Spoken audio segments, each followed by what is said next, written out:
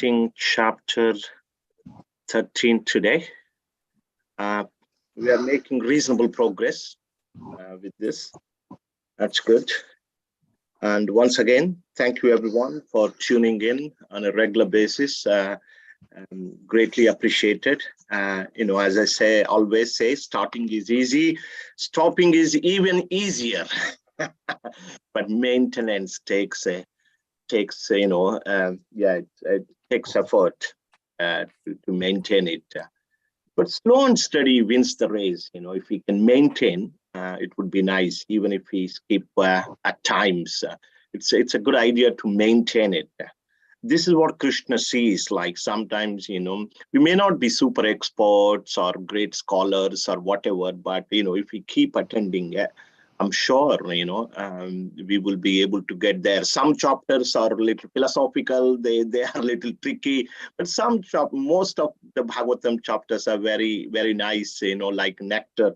We drank so much nectar through the last, number of chapters. We had discussed a wonderful pastime of Lord Shiva, Daksha Yajna, and that was amazing. After that, what a beautiful story of Dhruva Maharaj. We sent Dhruva Maharaj to Vishnu Loka last Thursday. We sent him there, and hopefully he will also drag us over there one day.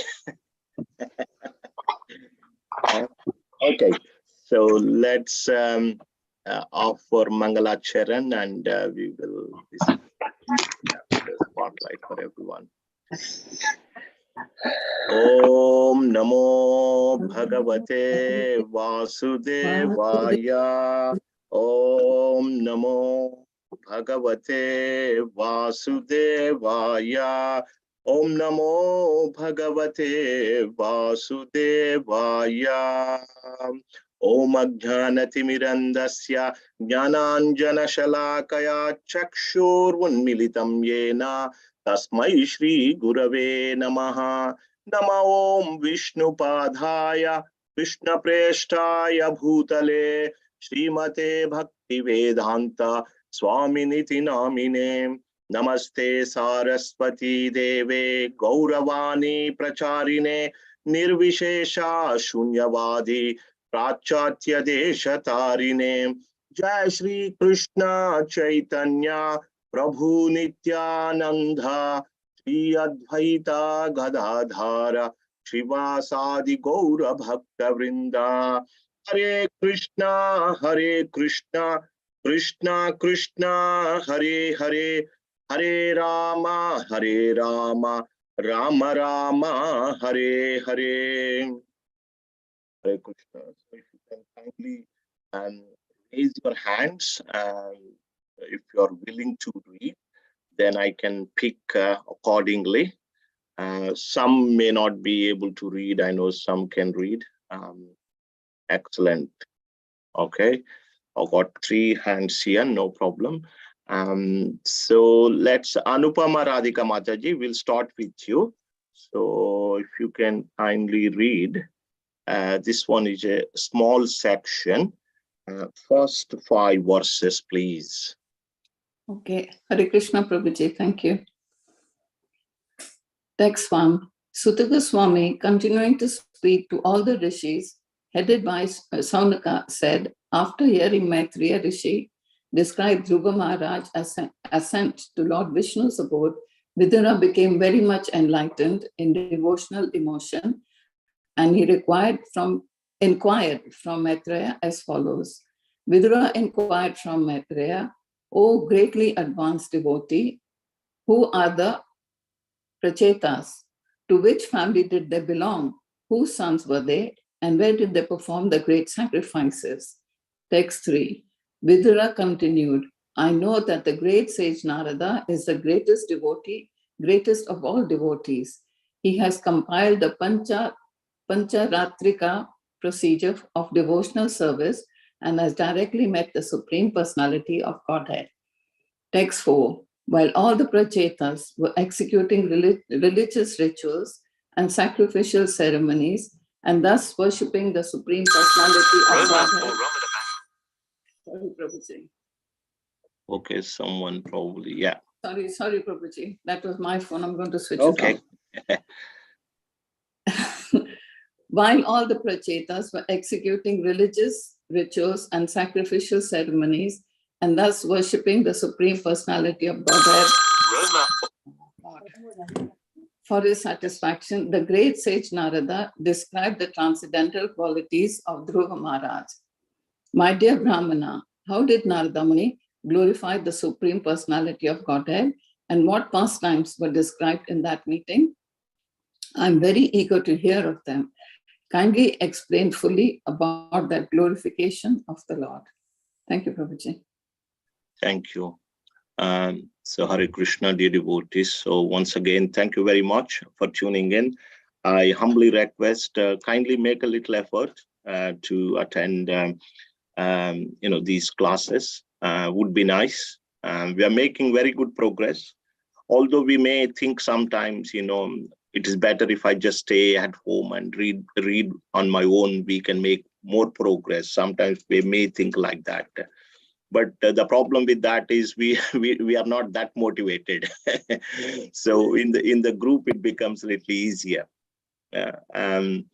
So in the previous chapters, we had discussed the story of Dhruva Maharaj, and we had seen how Dhruva Maharaj had executed severe penances and meditation, undergone severe meditation, and pleased Lord Vishnu when he was only 5 years old.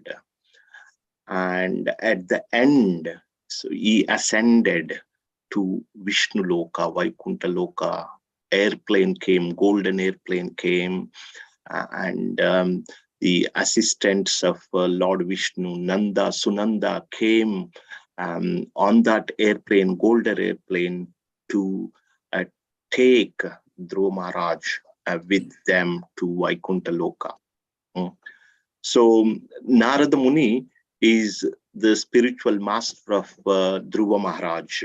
Narada Muni had actually instructed him when he was leaving the palace, going to the forest. He met in Narada Muni. Narada Muni said, you chant Om Namo Bhagavate Vasudevaya mantra and you follow these procedure protocol. Take bath in the river Yamuna, you worship the Lord Vishnu like this. So he had given some do's and don'ts. So Narada Muni was a spiritual master.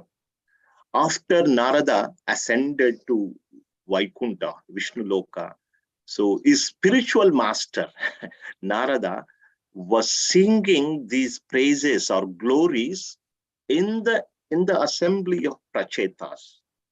That's what mentioned in the previous chapter. Prachetas are a group of descendants in the Dhruva Maharaj lineage itself. We are discussing the lineage of Swayambhu Manu. So in the Swayambhu Manu lineage, there is a little picture I put here. Let me see, it's a big lineage. I can send that link to everyone as well.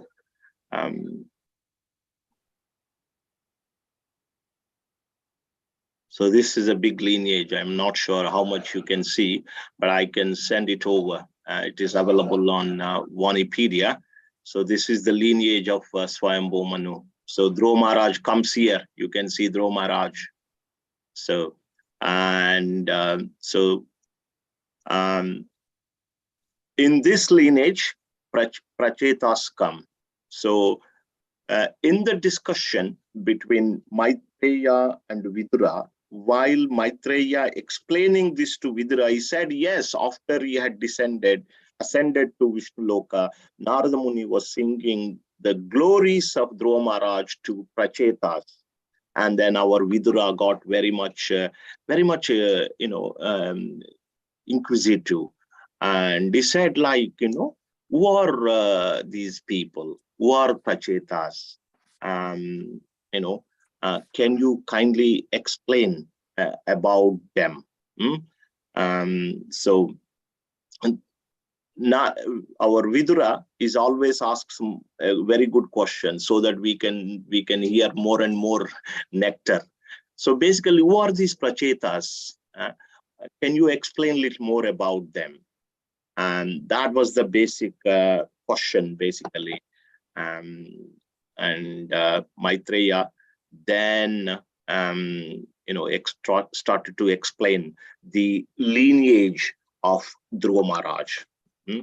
So we'll continue from text 6 onwards now. So our Bhuvaneshwari Radha Mataji next, please.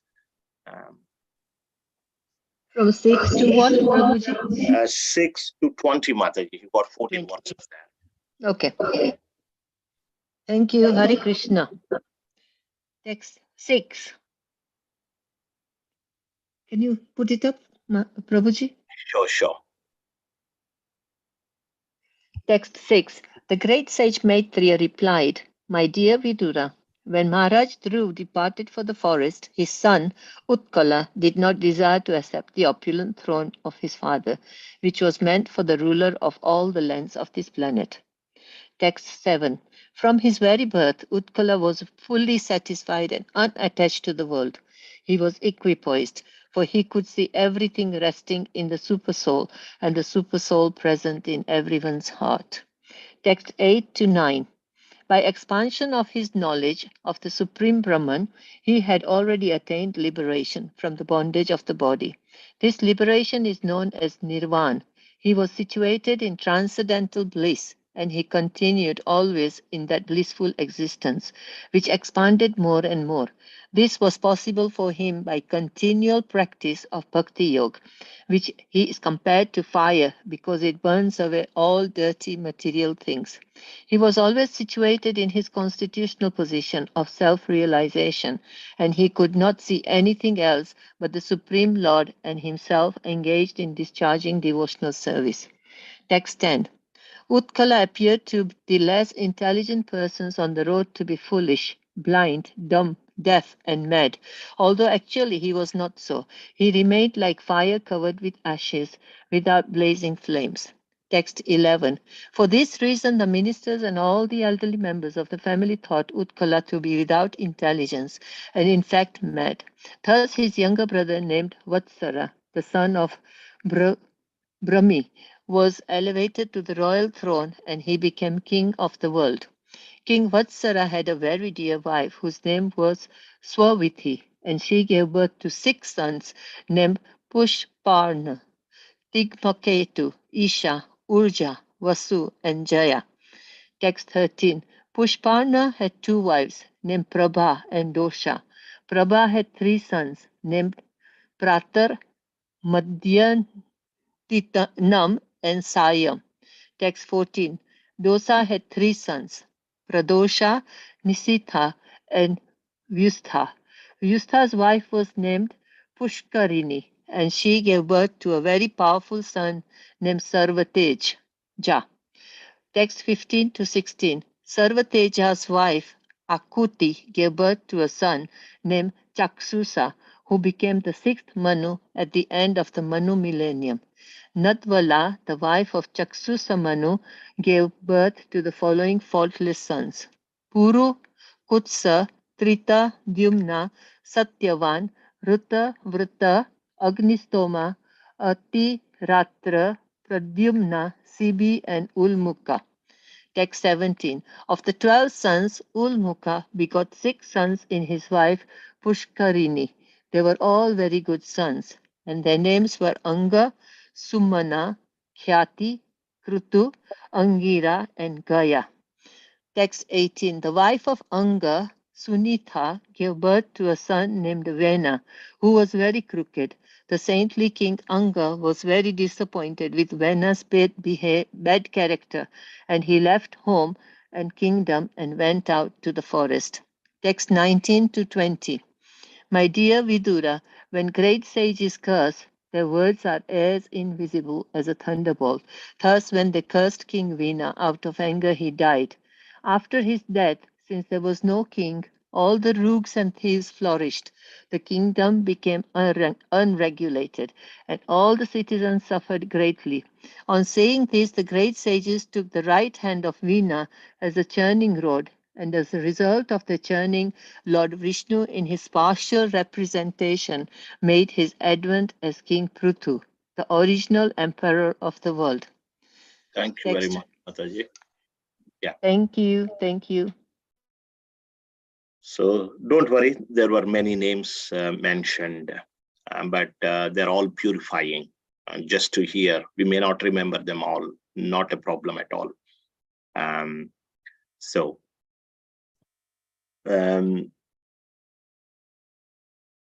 let me bring up that little screen.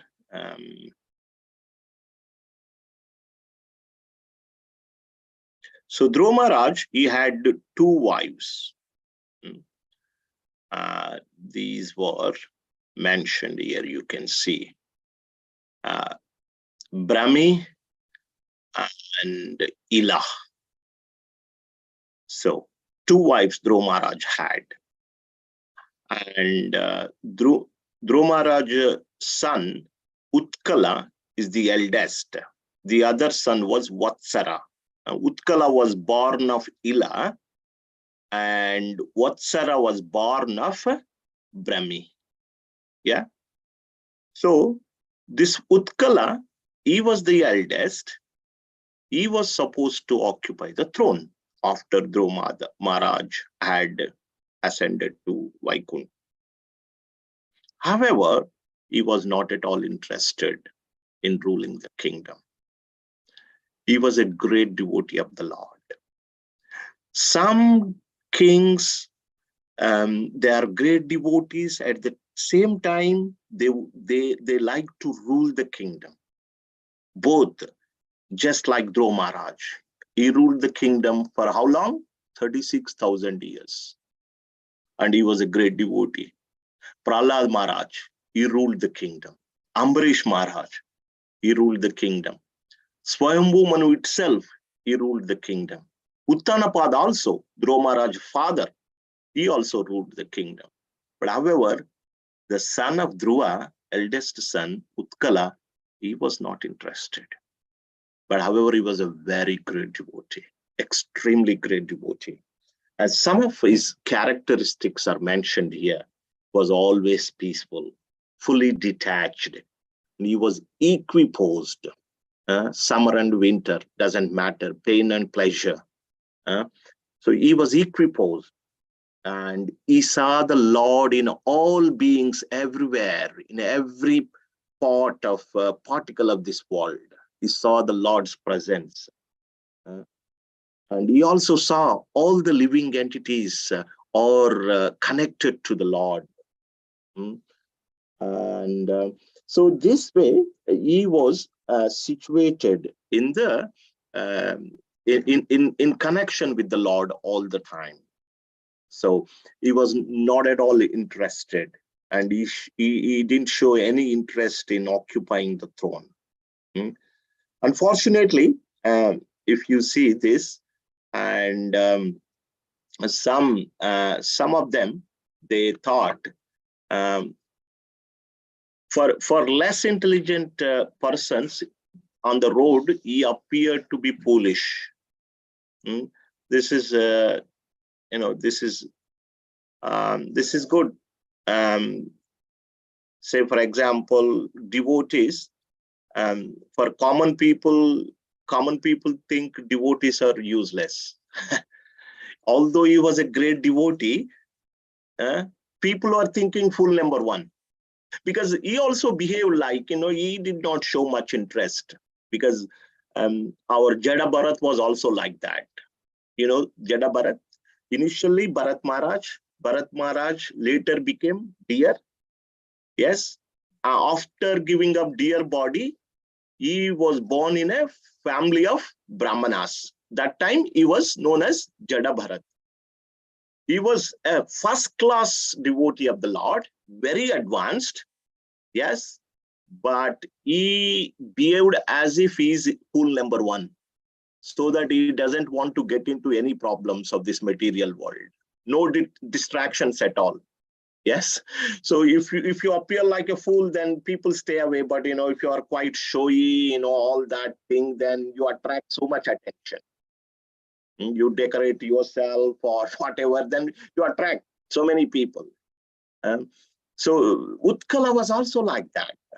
But this is what, please remember that less intelligent people give value to your external appearance. They look at your car, they look at your house, they look at your body. This is what when they want to give value, they look at these only. Less intelligent, that much only they can see. But more intelligent people, very intelligent people, they see the character of the person. They don't see the externals. So unfortunately, common people are like that. They are less intelligent. They can only see the externals. So all those common people on the road, they thought he's a fool number one. Utkala was a fool number one. So to recognize intelligent person, we need some intelligence. And by reading Bhagavatam, we get that intelligence. By reading Bhagavatam, we get that intelligence. Agree? Yes. And because Utkala was not interested in ruling the kingdom, the Brahmanas, the ministers that time, decided to put Utkala's stepbrother, Vatsara, his name is Vatsara, on the throne. And so then the descendants of Vatsara was given. So don't worry about that. Vatsara's wife was Sarviti. She had 6 sons, like that. The descendants of Vatsara was given. And then Vatsara's son was Pushpara. He had 2 wives and so many sons. It was coming like this. It was coming like this, descendants. So it was coming like this. And at the end, there was a king in this dynasty. There was a king called Ulmukha. And Ulmukha's wife, Pushkarini, she had 6 sons. One of the sons' name was Anga. One of the sons' name was Anga. And Anga was married to Sunita. Anga was married to Sunita. And what happened? Unfortunately, Anga's son was a rogue. King Vena. Vena was a rogue. He was not a good person at all.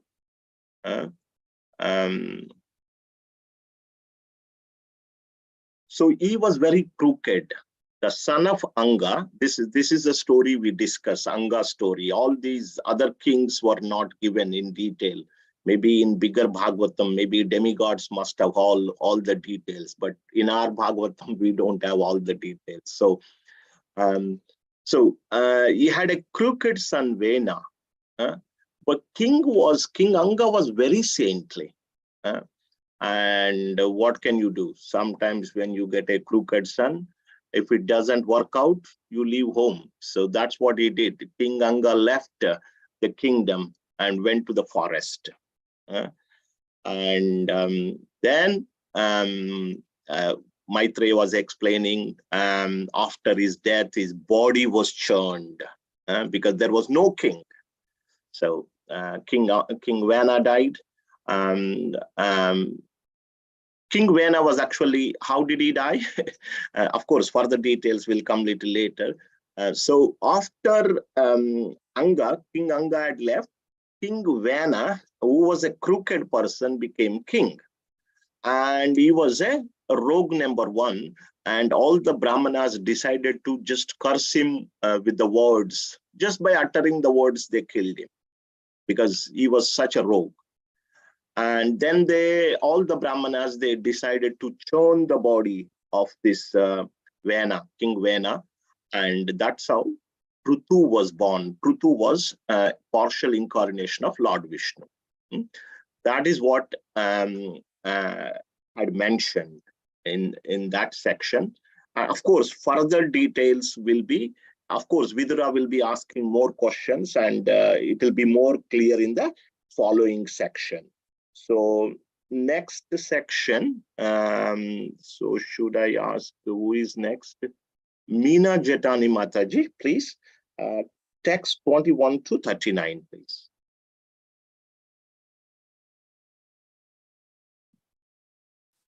Are you there, Meena Mataji? Oh, sorry, I thought I had unmuted, sorry.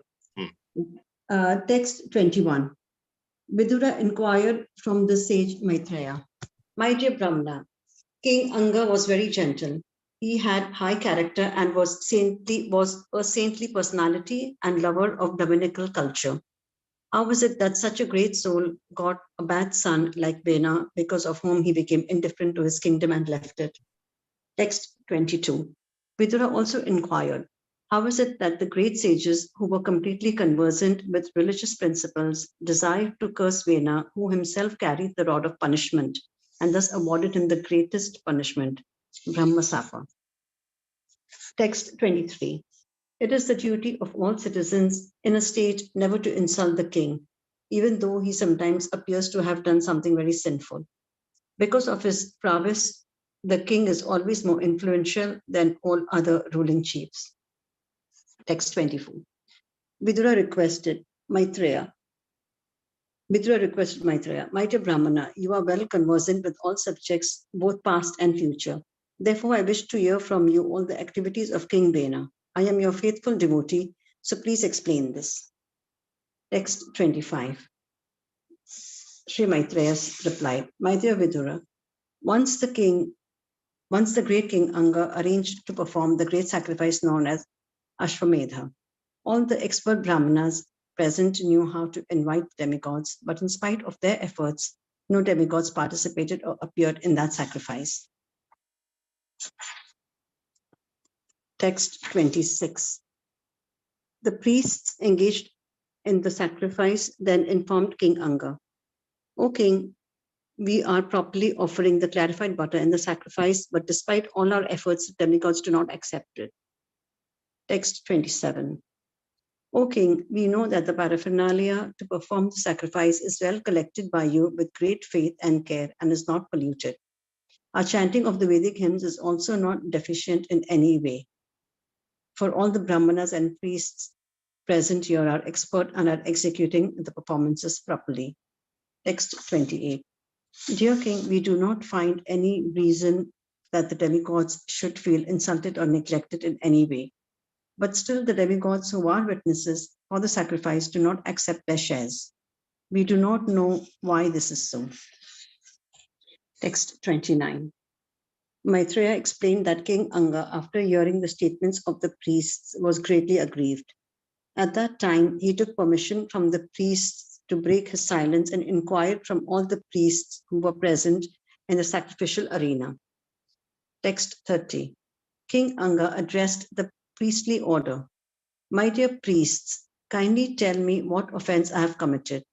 Although invited, the demigods are neither taking part in the sacrifice nor accepting their shares. Text 32. O king, we wish all good fortune for you. You have no son, but if you pray at once to the Supreme Lord and ask for a son, and if you execute the sacrifice for that purpose, the enjoyer of the sacrifice, the Supreme Personality of Godhead, will fulfill your desire. Text 33. When Hari, the supreme enjoyer of all sacrifices, is invited to fulfill your desire for a son, all the demigods will come with him and take their shares in the sacrifice. Text 34. The performer of the sacrifices under Karma Kanda activities achieves the fulfillment of the desire for which he worships the Lord. Text 35. Thus, for the sake of a son for King Anga, they decided to offer oblations to Lord Vishnu, who is situated in the hearts of all living entities. Text 36. As soon as the oblation was offered in the fire, a person appeared from the fire altar wearing a golden garland and a white dress. He was carrying a golden pot filled with rice boiled in milk. Text 37. The king was very liberal, and after taking permission from the priests, he took the preparation in his joint palms, and after smelling it, he offered a portion to his wife. Text 38. Although the queen had no son, after eating that food, which had the power to produce a male child, she became pregnant by her husband, and in due course of time, she gave birth to a son. Text 39. The boy was born partially in the dynasty of irreligion. His grandfather was death personified, and the boy grew up as his follower. He became a greatly irreligious person. Hare Thanks, Krishna. Mataji. Hare Krishna. Okay, so when, Prabhuji, sorry, quite confusing. This one. don't worry. Yeah, if you just hear, yeah, so no confusion. Yeah, it takes a little bit of time. But everything happens for a reason. Sometimes we understand the reason, sometimes we may not understand the reason. But yeah, Krishna always does good for his devotees. That we will see in the later, a little later in this chapter itself. So while describing the lineage or descendants of Dhruva Maharaj, he came to Maitreya mentioned about King Anga. And he mentioned that King Anga was a very saintly person. However, his son, King Vena, was crooked. So because he was crooked, saintly persons, just by uttering the curse, Brahma Shapa, just by uttering, you die, that's it, nothing else, no weapons are required. So they killed the crooked Vena, and they churned the body of crooked Vena, and Prutu was born. Prutu was an incarnation of Lord Vishnu. And then, of course, Maitreya got quite a bit interested. How is that like, how come for a good son like King Anga, crooked son like King Vena was born? And how come these Brahmanas are able to kill him? Because king was supposed to be respected. Even if he is a little bad, he should be respected very much. How is that? Kindly narrate everything. I wish to know more details on this matter. So then our Maitreya narrating further details on this matter.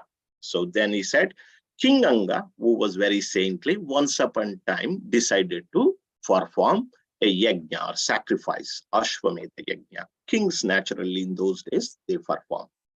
So when he was doing the yajna, all the Brahmanas were very first class. All the ingredients were very first class. There is no contamination at all. Their pronunciation of mantras was perfect. They were very clean. They were highly elevated. However, the priests said to the king that, "Oh king, see, when we are performing yajna and we are offering oblations into the fire, but no demigod is coming and taking their share." In those days, that was the system that they used to come and take their share. They could see the demigods. And King Anga then said to the Brahmanas, he took permission, he broke silence. He was practicing silence at that time of sacrifice. He said, kindly explain, why is this? Why is this happening? Why are the not demigods coming and participating in this sacrifice? What did I do? Is there a problem with me then? The head priest said, Maharaj, King Anga, in this life, we can't see any fault at all. You're not committed, even in the mind, you're not committed a sinful act. What to speak of with words or with body. But however, we see that in your past life, there was some problems, some misdeeds were carried out. as a result of that, you don't have a son. Because you don't have a son, the demigods are not coming and participating this yajna. So you do a separate yajna wherein just to beget a child, beget a son. But this time you do it for the pleasure of Supreme Lord. So he did as he was told to do so. He performed a separate yajna to please Lord Hari, to beget a son. To beget a son. So lo and behold, there is a person. There is a divine person appeared on the sacrificial fire. He rose from the sacrificial fire with nice sweet rice. And then King Anga saw this personality and he took the permission of the priests. How gentle his behavior was. He just didn't go and grab the payasam or kheer. He just asked all the priests present there, can I go and take it? Am I okay? Am I allowed? So the priest said, yes, Maharaj, you can collect it. And he gave that, he collected that payasam or the sweet rice and gave it to his wife known as Sunitha. And so then a son was born. Let me see where we were up to. 37 is it? So a son was born, right? A male son was born. So now a little bit of information is required.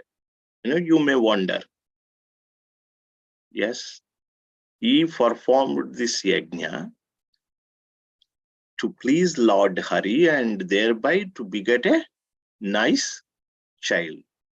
But however, who was born? King Vena was born. What is this? What is this? Let's read a little bit. And then we understand more, I guess.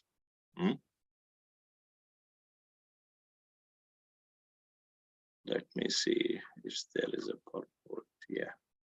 So we'll read text 39. Okay. Yes, we completed 39. But however, this boy was born in the dynasty of religion. Yes, we completed 39. Am I right? Yeah. So this boy was born partially in the dynasty of religion. His grandfather was death personified, and the boy grew up as his follower. He became greatly irreligious person. Let's read this purport. It will be a little more clear, and we will also get a little more information on this. Maybe I should ask another devotee. If no one is there, Satish Prabhu, you will read at the end. Maybe Meena Mataji, you can read the purport. Thank you, Prabhuji. Prabhupada. The child's mother, Sunitha, was the daughter of death personified. Generally, the daughter receives the qualifications of her father, and the son acquires those of the mother. So according to the axiomatic truth that things equal to the same thing are equal to one another, the child born of King Anga became the follower of his maternal grandfather. According to Smriti Shastra, a child generally follows the principles of his maternal uncle's house. Naranam Mathula Karma means that the child generally follows the qualities of his maternal family. If the maternal family is very corrupt or sinful, the child, even though born of a good father, becomes a victim of the maternal father. According to Vedic civilization, therefore, before the marriage takes place, an account is taken of both the boys' and girls' families. If, according to astrological calculation, the combination is perfect, then marriage takes place. Sometimes, however, there is a mistake and family life becomes frustrating. It appears that King Anga did not get a very good wife in Sunitha, because she was the daughter of death personified. Sometimes the Lord arranges an unfortunate wife for his devotee so that gradually, due to family circumstances, the devotee becomes detached from his wife and home and makes progress in devotional life. It appears that by the arrangement of the Supreme Personality of Godhead, King Anga, although a pious devotee, got an unfortunate wife like Sunitha and later on a bad child like Vena. But the result was that he got complete freedom from the entanglement of family life and left home to go back to Godhead. Hare Krishna. Hare Krishna. So there is a little bit of information here. King Anga's wife, named Sunitha, she is somehow or other, she is the daughter of death personified. Proper rights here, like you can see, it's the Lord's arrangement that he got married to the daughter of death personified.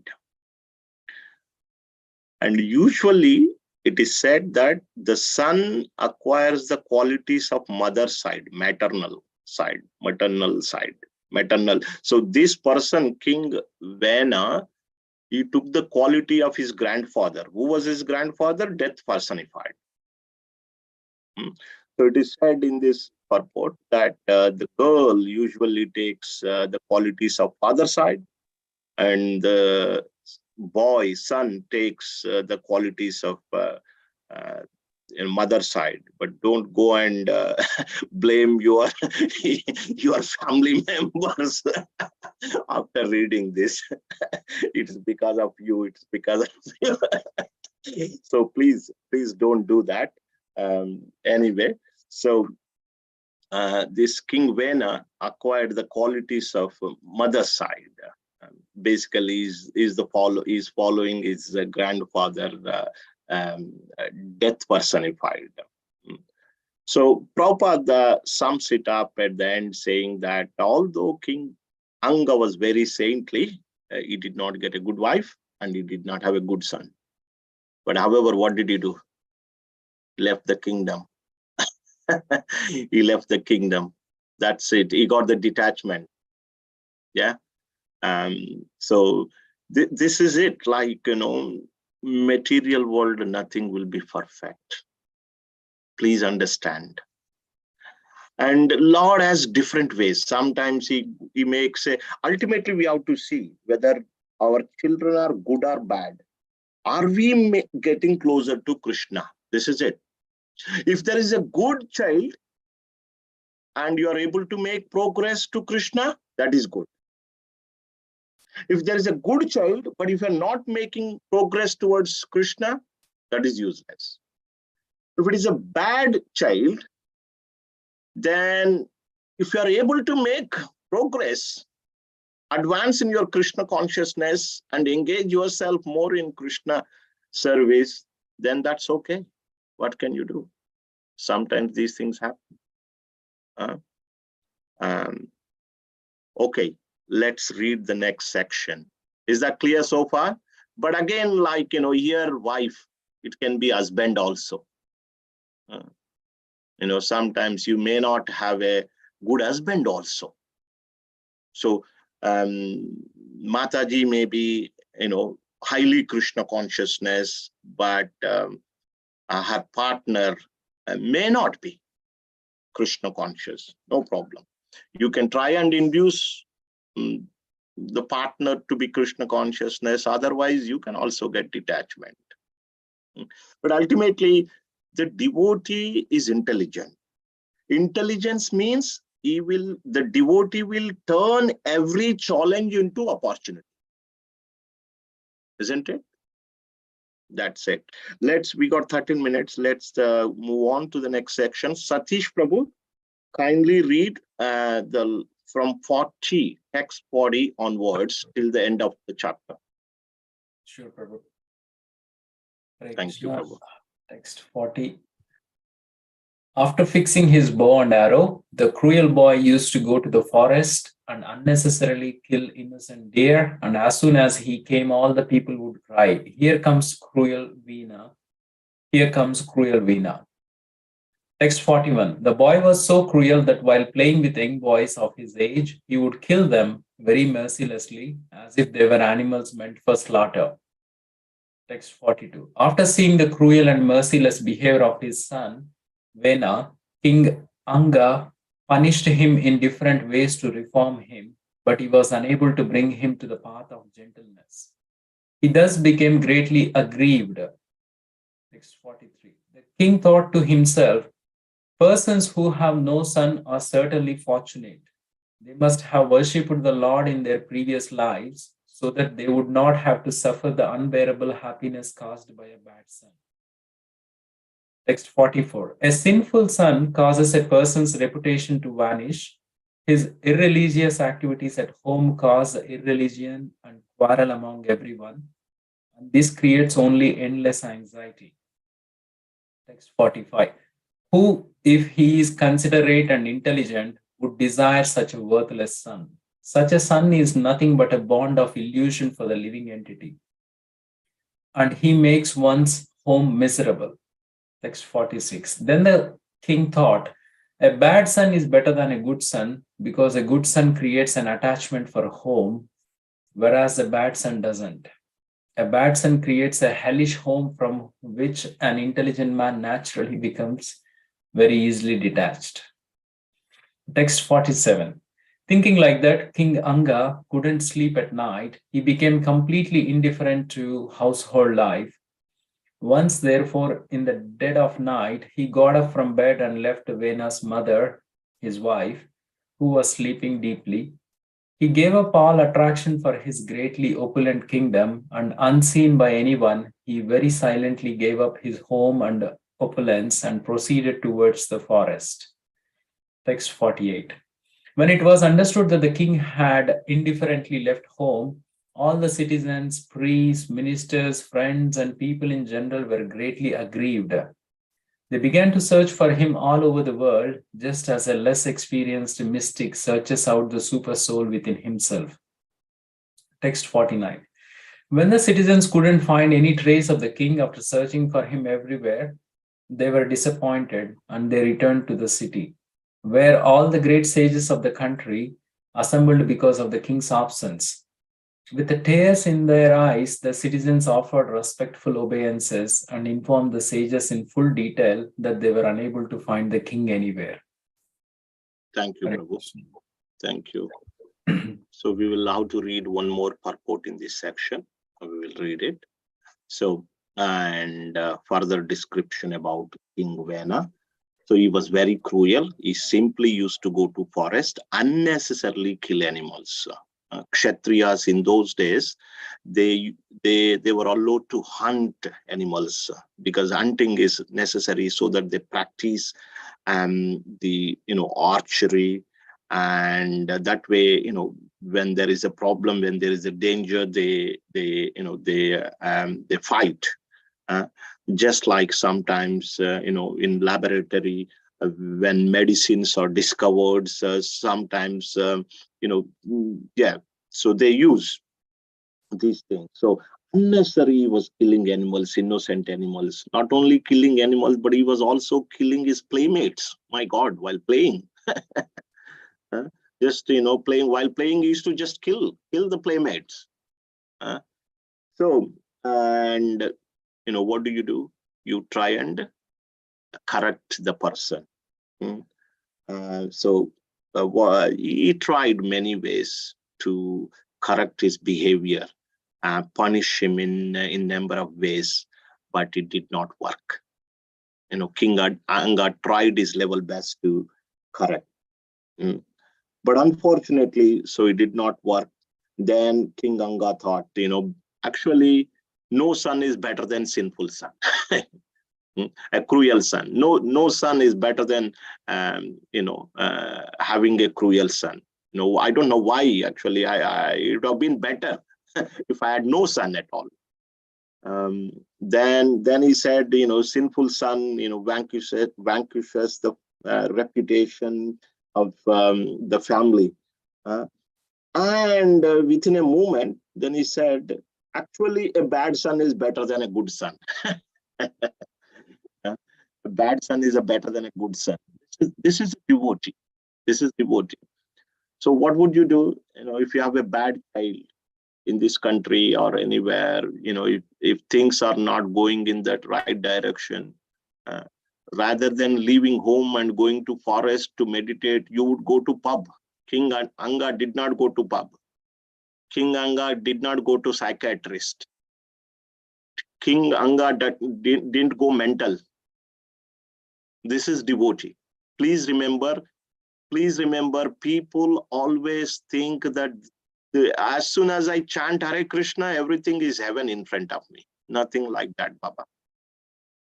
We have to be strong enough to turn these challenges into opportunities.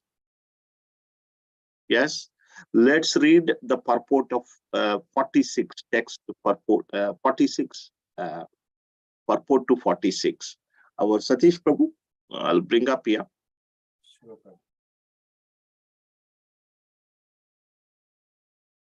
It's taking time. Yeah. Okay. 46 purport. The king began to think in terms of attachment and detachment from one's material home. According to Prahlada Maharaja, the material home is compared to a blind well. If a man falls down into a blind well, it is very difficult to get out of it and begin life again. Prahlada Maharaja has advised that one give up this blind well of home life as soon as possible, go to the forest to take shelter of the Supreme Personality of Godhead. According to Vedic civilization, this giving up of home by Vanaprastha and Sannyasa is compulsory. But people are so attached to their homes that even up to the point of death, they didn't like to retire from home life.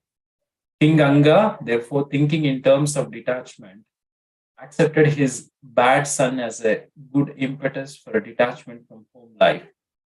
He therefore considered his bad son his friend, since he was helping him become detached from his home. Ultimately, one has to learn how to detach oneself from attachment in life. Therefore, if a bad son, by his bad behavior, helps a householder to go away from home, it's a good.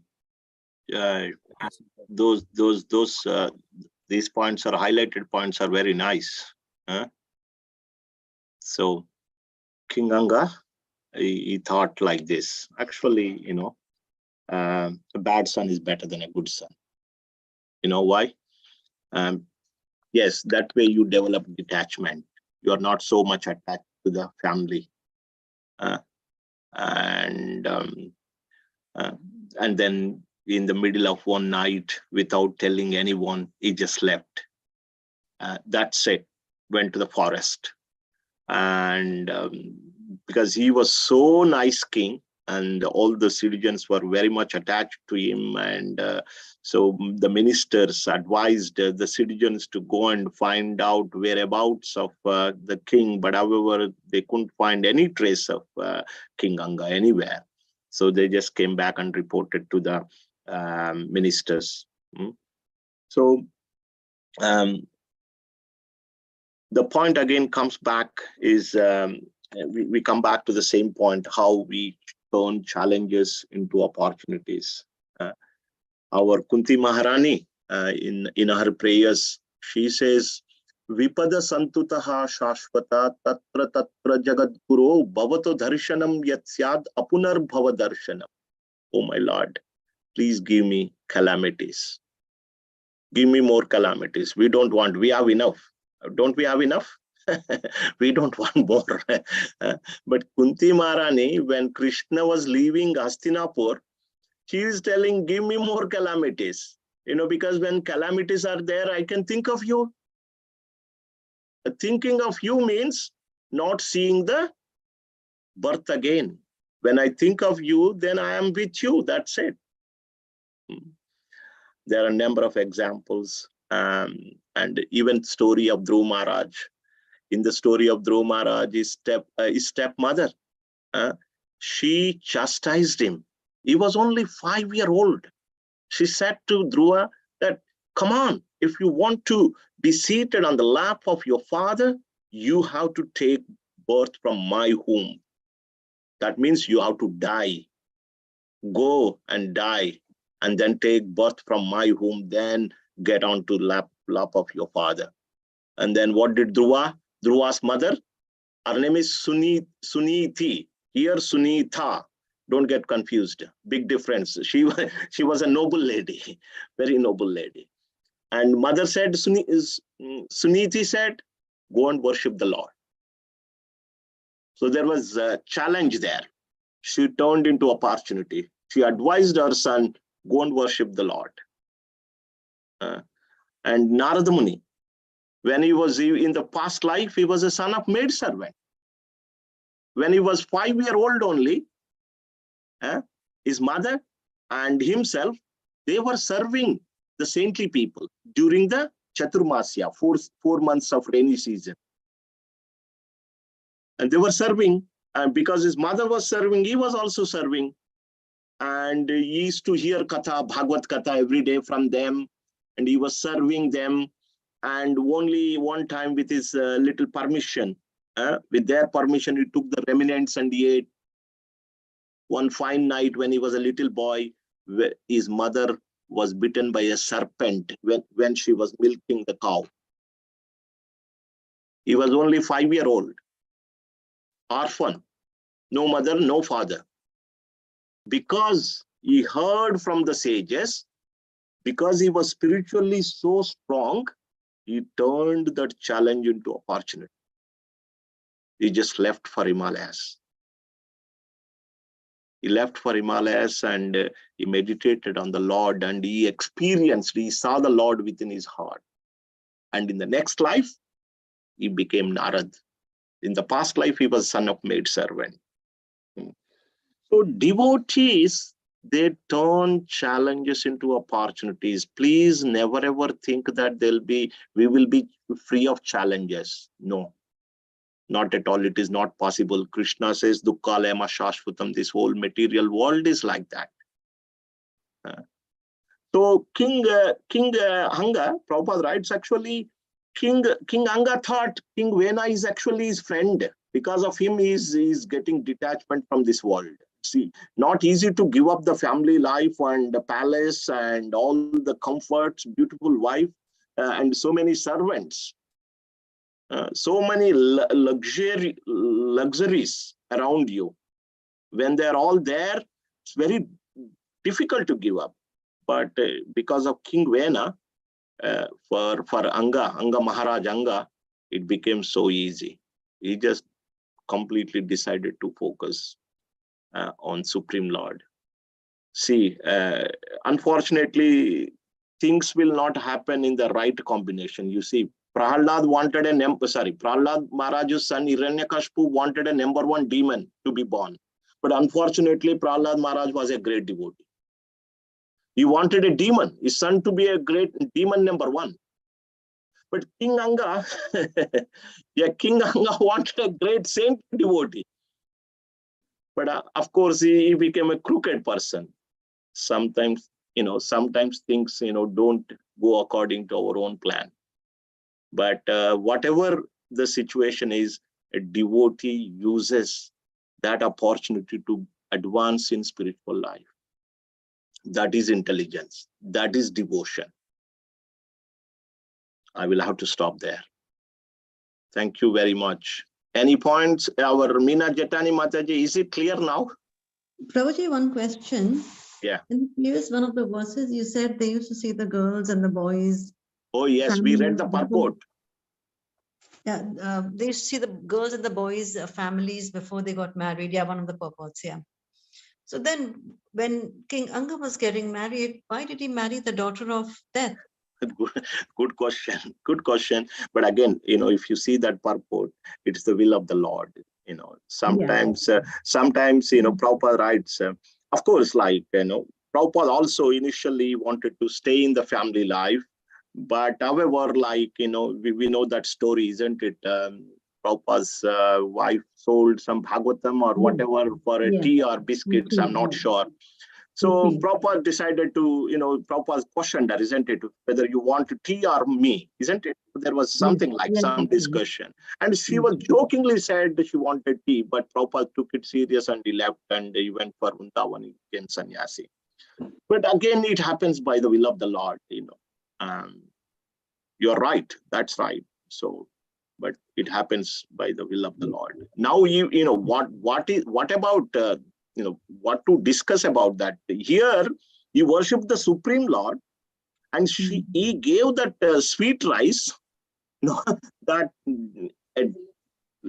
demigod that appeared on the sacrificial arena, sacrificial fire. This is a very sanctified prasadam. Yeah. So there you go, and it's the will of the Lord. Just like our Parikshit Maharaj, although he was a great, it was the will of the Lord. He had to do that job of putting dead snake around Shamik Muni. So, that is the will of the Lord, unfortunately. Yeah. Okay. Any other questions? Yeah. Now you can't blame your children for anything. Yeah. Whether they are good or bad, if they are good, no problem. Ultimately, so we have to check if they are good. Are we making progress? We have to make progress also. We just don't want to get attached to the children itself. We have to make some progress. I don't know whether it is a good thing or a bad thing that they're not listening to this one. Otherwise, it will blame us. Exactly. But I like this point again, comes again and again that, we should turn the challenges into opportunities. We should not get carried away with the problems, because problems are natural in this world. Problems are natural. You should be surprised if there are no miseries. That means there is a misery around the corner. Surprised in the means, nothing is happening, means there is something going to happen around the corner. Yeah. But if we want to be strong, we have to be devotionally strong. Then we will be able to face them in the right way. If you are weak, then Anga would have gone to pub or gone to psychiatry department and would have become an alcoholic addict rather than becoming a devotee. Because he was into devotion, then he turned that challenge into opportunity. So that means hearing Bhagavatam on a daily basis and practicing our sadhana on a daily basis is important. There is no shortcut to it. That's it. We have to see. We have to take the matter seriously also when we hear. We have to have some program every day, getting up, reading, our chanting, our worshipping deity. This thing should be there on a regular basis. Okay, so I'll stop there. Gandharaj Srimad Bhagavatam ki jai, Shri Anga Maharaj ki jai, Nitai Gaura Premanandi Hari Hari Bol, Pada ki jai. Jai. Hare Krishna. Hare Krishna. Thank you, Prabhuji. Thank you all. Thank you so much. Hare Thank you, Krishna. everyone. Krishna willing, we shall see you all next week. Yes.